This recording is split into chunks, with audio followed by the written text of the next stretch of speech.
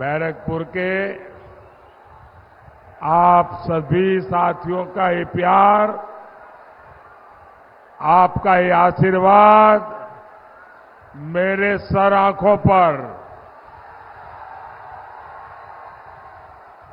यहां बड़ी संख्या में हमारी माताएं बहनें भी आई हैं। ये तस्वीर दिखा रही है कि बंगाल में इस बार एक अलग ही माहौल है, कुछ अलग ही होने जा रहा है। 2019 की सफलता से कहीं ज्यादा बड़ी सफलता इस बार भाजपा को मिलने जा रही है।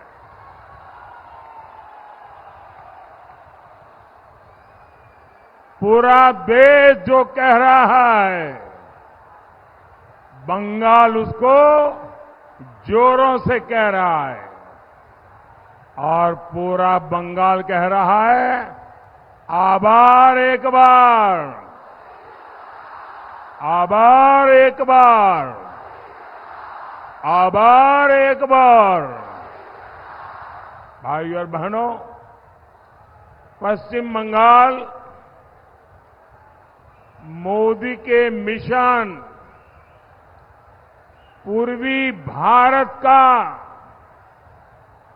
बहुत महत्वपूर्ण राज्य है। आप जानते हैं, आजादी के 50 साल तक कांग्रेस के परिवार ने ही सरकारें चलाई, लेकिन कांग्रेस शासन में पूर्वी भारत को सिर्फ गरीबी मिली, सिर्फ पलायन मिला। पश्चिम बंगाल हो, बिहार हो, झारखंड हो, उड़ीसा हो, आंध्र प्रदेश हो, इतने बड़े बड़े राज्य, इतने सामर्थ्यवान राज्य, और ये राज्य ऐसे हैं, किसी राज्य में अपार खनिज संपदा है, किसी राज्य में कोयले के भंडार भरे हैं, किसी के राज्य के पास समुद्री की ताकत, ब्लू इकोनॉमी, पोर्ट की ताकत है, किसी के पास अथाह उपजाऊ भूमि है, किसी के पास पर्यटन के लिए पूरे देश में सबसे ज्यादा पोटेंशियल है। बावजूद इसके कांग्रेस और इंडिया अलायंस के दलों ने पूर्वी भारत को पिछड़ा ही छोड़ दिया। 2014 में आपने आपके इस सेवक मोदी को सेवा करने का मौका दिया और मोदी ने ठाना है कि वो हिंदुस्तान का जो पूर्वी हिस्सा है, भारत का जो पूर्वी भाग है, उसको विकसित भारत का ग्रोथ इंजन बनाएंगे। आप देखिए, आज रेल, रोड, एयरपोर्ट और वाटरवे का कितना आधुनिक नेटवर्क पूर्वी भारत में बन रहा है। डेडिकेटेड फ्रेट कॉरिडोर से बंगाल में, पूर्वी भारत में इंडस्ट्री का अभूतपूर्व विस्तार होने लगा है। इन राज्यों में बनाया जा रहा गैस पाइपलाइन का नेटवर्क इंडस्ट्री को बहुत मदद करने वाला है। यहां के बंद पड़े खाद कारखानों को भाजपा सरकार ने फिर से शुरू करवाया है।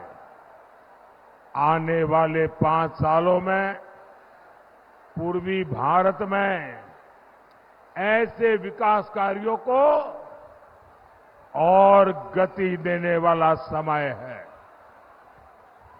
और इसके लिए मुझे आपका आशीर्वाद चाहिए।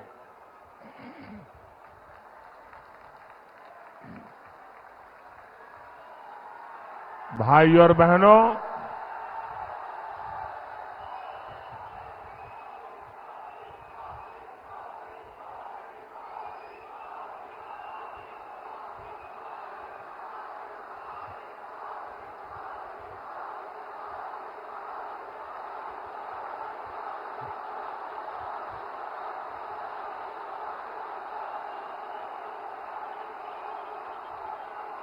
भाई और बहनों, बंगाल की ये धरती, बैरकपुर की ये धरती इतिहास रचने वाली धरती है। आजादी में अहम भूमिका निभाने वाली धरती है, लेकिन टीएमसी ने इसका क्या हाल बना दिया है। एक समय था जब बांग्लादेश की अर्थव्यवस्था को मजबूत बनाने में ये अपना बड़ा योगदान देता था। आज टीएमसी ने इसे घोटाले का गढ़ बना दिया है। एक समय था जब बंगाल में एक से बढ़कर एक नए वैज्ञानिक खोज हुआ करती थी। आज टीएमसी के राज में जगह जगह बम बनाने की होम इंडस्ट्री चल रही है। एक समय था जब बंगाल घुसपैठियों के खिलाफ क्रांति किया करता था, लेकिन आज टीएमसी के संरक्षण में यहां घुसपैठिए फल फूल रहे हैं। साथियों, आज स्थिति ये है कि बंगाल में अपनी आस्था का पालन करना भी गुनाह हो गया है। बंगाल में टीएमसी सरकार राम का नाम नहीं लेने देती।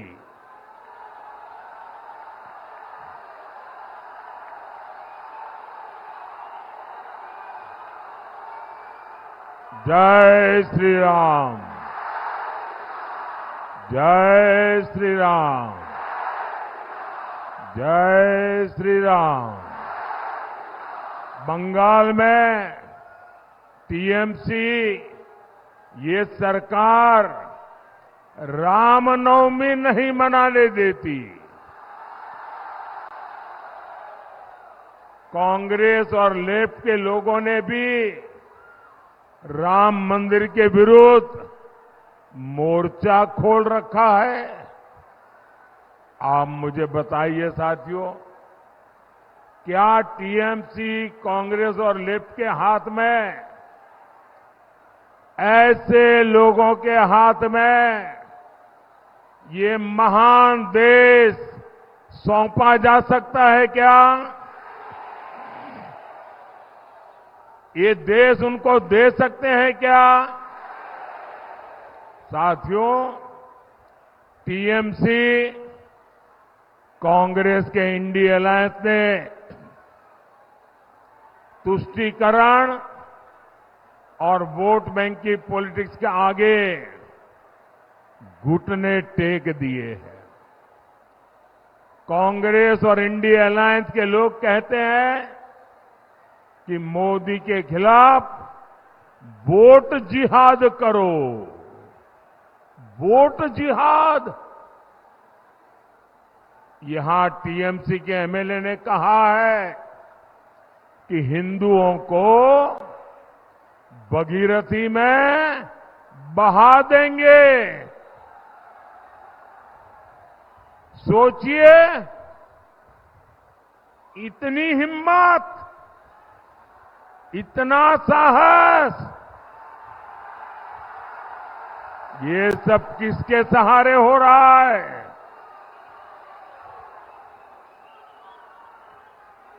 इन लोगों ने बंगाल में हिंदुओं को दोयम दर्जे का नागरिक बनाकर रख दिया है। साथियों, तुष्टीकरण की जीद में अब India alliance SC, ST, OBC को मिलने वाला आरक्षण भी छीनना चाहता है। ये लोग कह रहे हैं कि आरक्षण अब मुसलमानों को दिया जाए, और भी आधा अधूरा नहीं, थोड़ा सा नहीं, पूरा का पूरा आरक्षण मुसलमानों को दिया जाए। क्या आपको ये बात मंजूर है? क्या आप इसे स्वीकार करेंगे? क्या ये देश दलितों के साथ अन्याय स्वीकार करेगा? क्या ये देश आदिवासियों के साथ अन्याय स्वीकार करेगा? क्या ये देश पिछड़ों के साथ अन्याय स्वीकार करेगा? और देखिए, कर्नाटका में तो कांग्रेस ओबीसी को मिलने वाला रिजर्वेशन सारे के सारे मुसलमानों को दे भी चुकी है। इसलिए बंगाल के हमारे भाई बहन, आपको बहुत सतर्क रहने की जरूरत है। साथियों, वोट बैंक की इसी राजनीति ने सीएए जैसे मानवता की रक्षा करने वाले कानून को विलेन बना दिया। रातों रात सीएए कानून तो पीड़ितों को नागरिकता देने का कानून है। इससे किसी की नागरिकता नहीं छीनती, लेकिन कांग्रेस, टीएमसी जैसे दलों ने इसे भी अपने झूठ के रंग से रंग दिया। ये लोग विभाजन के पीड़ितों को उनका हक देने का विरोध कर रहे हैं। ये लोग मतवा साथियों को, नाम शूद्र साथियों को नागरिकता देने के खिलाफ है। इतना ही नहीं, ये सीएए कानून को खत्म करने तक की बातें कर रहे हैं। लेकिन आज मैं टीएमसी हो या कांग्रेस या फिर इंडिया अलायंस, मैं डंके की चोट पर बंगाल को 5 गारंटी दे रहा हूं।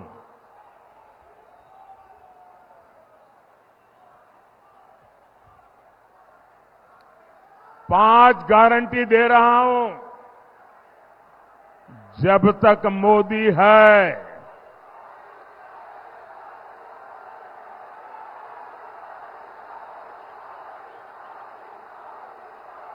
धर्म के आधार पर आरक्षण नहीं दिया जाएगा। दूसरी गारंटी,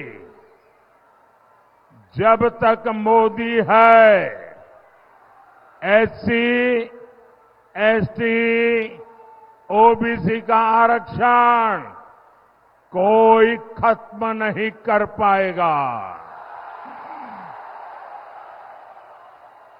तीसरी गारंटी, जब तक मोदी है, रामनवमी मनाने से, भगवान राम की पूजा से कोई आपको रोक नहीं पाएगा। चौथी गारंटी, जब तक मोदी है, राम मंदिर पर सुप्रीम कोर्ट का जो फैसला है, उस फैसले को कोई पलट नहीं पाएगा। और पांचवी गारंटी, जब तक मोदी है, सीएए कानून को भी कोई रद्द नहीं कर पाएगा। और आप जानते हैं, मोदी की गारंटी यानी गारंटी पूरा होने की गारंटी।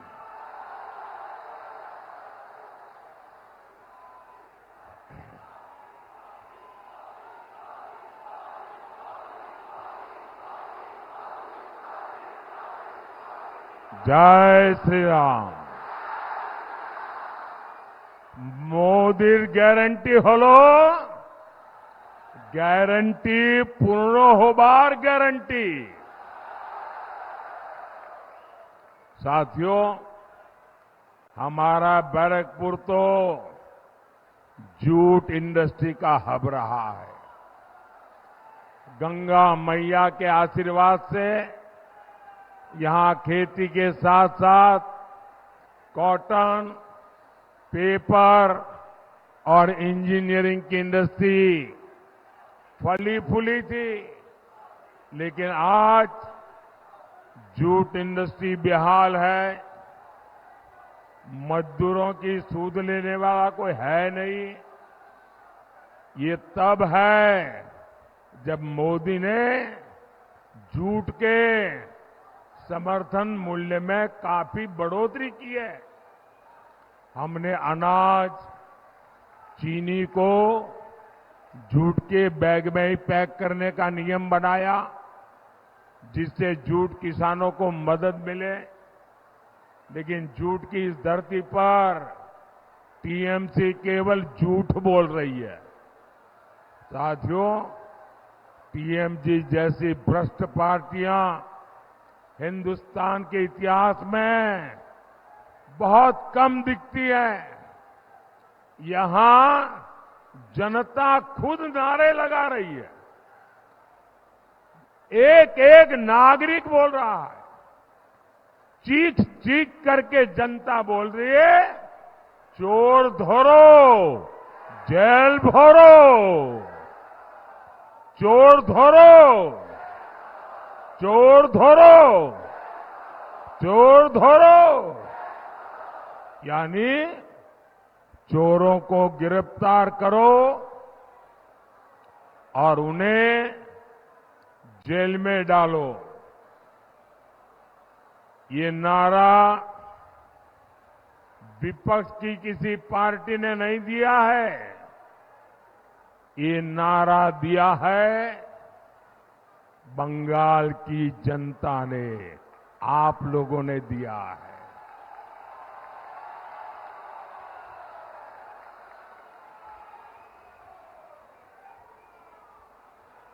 साथियों, मैं एक जानकारी आपको देता हूं, जरा ध्यान से सुनिए।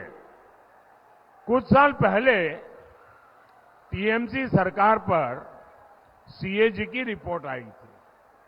आप कल्पना कर सकते हैं कि उस रिपोर्ट में क्या कहा गया? उस रिपोर्ट में कहा गया है कि टीएमसी सरकार ने 2,30,000 करोड़ रुपए का कोई हिसाब ही नहीं दिया है। सीएजी कह रही है 2,30,000 करोड़ रुपए। कितने कितने 2,30,000 करोड़ रुपए। इसका कोई हिसाब ही नहीं है। ये पैसे कैसे और कहां खर्च हुए, किसके जेब में गए, कोई हिसाब किताब ही नहीं है। ये बहुत बड़ा घोटाला है। साथियों, टीएमसी कितनी भ्रष्ट पार्टी है, इसका एक और बहुत बड़ा उदाहरण है टीचर भर्ती घोटाला। आपको तो पता है किस तरह टीचर भर्ती के लिए राज्य सरकार ने रेट कार्ड बनाए हुए थे।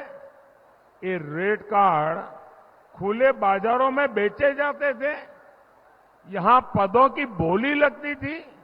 और इतना ही नहीं, इस घोटाले के लिए ओएमआर सीट्स को चलाया गया, फर्जी इंटरव्यू लिए गए और कोर्ट को भी कहना पड़ा कि घोटाले के पीछे सरकारी मशीनरी है।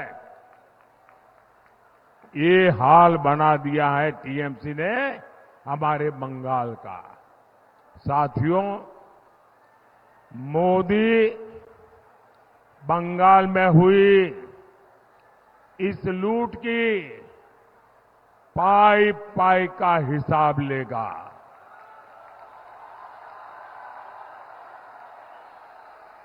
ये जो नोटों के पहाड़ निकल रहे हैं, इन पहाड़ के मालिकों को छोड़ा नहीं जाएगा। मैं भ्रष्टाचार के पीड़ित हर बंगालवासी को कहूंगा, कोई भी भ्रष्टाचारी, कान खोल के सुन लो, ये मोदी है। कोई भी भ्रष्टाचारी बचने वाला नहीं है। और देखिए, ये जो करोड़ों रुपए इनसे बरामद हो रहे हैं, ये पीड़ितों को वापस कैसे मिले, मोदी इसके लिए भी कानूनी रास्ता खोज रहा है। साथियों, टीएमसी सरकार के कुशासन का बहुत बुरा असर हमारी माताओं बहनों पर पड़ा है। हमारे एससी एसटी परिवारों की स्थिति सबसे खराब है।